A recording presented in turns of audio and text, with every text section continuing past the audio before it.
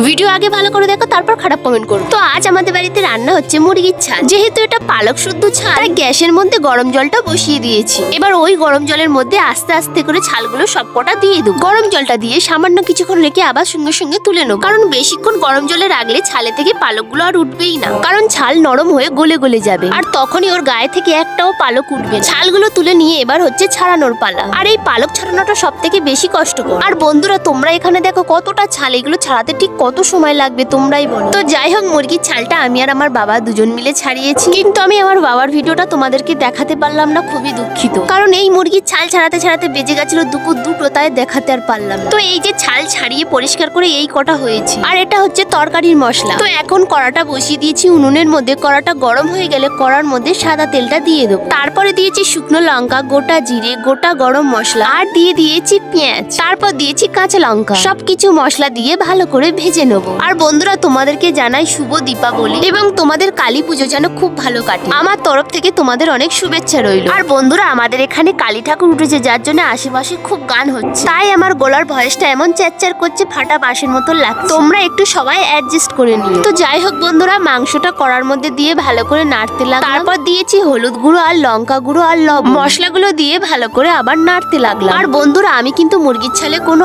আলু দিই, কারণ এর মধ্যে আলু দিলে সিদ্ধ হতে অনেকটা দেরি হয়ে যায়। ওই জন্য মুরগির ছালটা একটু ঝাল ঝাল করে কষা কষা টাইপের করছি। আচ্ছা বন্ধুরা, তোমাদের মুরগির ছালের কষা খেতে কার কার ভালো লাগে অবশ্যই কিন্তু আমার কমেন্ট বক্সে তোমরা জানিয়ে যেও। আর আমার তো খেতে খুবই ভালো লাগে। তো এখানে 2-3 বার বাসন চাপা দিয়ে দিয়ে ভালো করে সেদ্ধ করে নিয়েছিলাম। তারপরে একটু জল দিয়ে দিয়েছিলাম, কারণ তরকারি ঝোল ছাড়া আমরা খেতে পারি না, এটাই একটা মুশকিল। তাই অল্প করে জল দিয়েছিলাম, বেশি জল দিয়ে বাসন চাপা দিয়ে কিছুক্ষণ ভালো করে ফুটিয়ে নেব। ফুটে ফুটে ঝোলটা যখন হালকা করে শুকিয়ে আসে, তখন কেটে রাখা ধনে পাতাগুলো ওর মধ্যে ভালো করে দিয়ে দেবো। তারপরে ভালো করে তরকারিটা নাড়াচাড়া করে নিয়ে কিছুক্ষণ বাদে তরকারিটা নামিয়ে নেব। তো দেখো বন্ধুরা, কত সুন্দর হয়েছে। তো দেখা হচ্ছে নেক্সট ভিডিওতে। আজকের মতন টাটা।